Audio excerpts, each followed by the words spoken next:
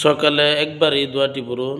আল্লাহ রাব্বুল আলামিন ওই দিনে সমস্ত বিপদ আপদ বালা মুসিবত, রোড অ্যাক্সিডেন্ট হোক, যত রকমের আসমানি এবং জমিনি যত রকমের বালা মুসিবত আছে, সমস্ত বালা মুসিবত থেকে আল্লাহ রাব্বুল আলামিন আল্লাহ পাকের কুদরতি হাতে আপনাকে হেফাজত করবে। আর আল্লাহ রাব্বুল আলামিন আপনার প্রতি জিম্মা হয়ে যাবে যদি আপনি সকালে একবার পড়তে পারেন আর যদি বিকাল একবার পড়তে পারেন। সকাল থেকে নিয়ে বিকাল পর্যন্ত আর বিকাল থেকে নিয়ে পরের দিন ফজর পর্যন্ত আল্লাহ রাব্বুল আলামিন আপনাকে কুদরতি হাতে হেফাজত করবে যদি আপনি সকাল বিকাল এই দোয়াটি আপনি একবার পড়তে পারেন।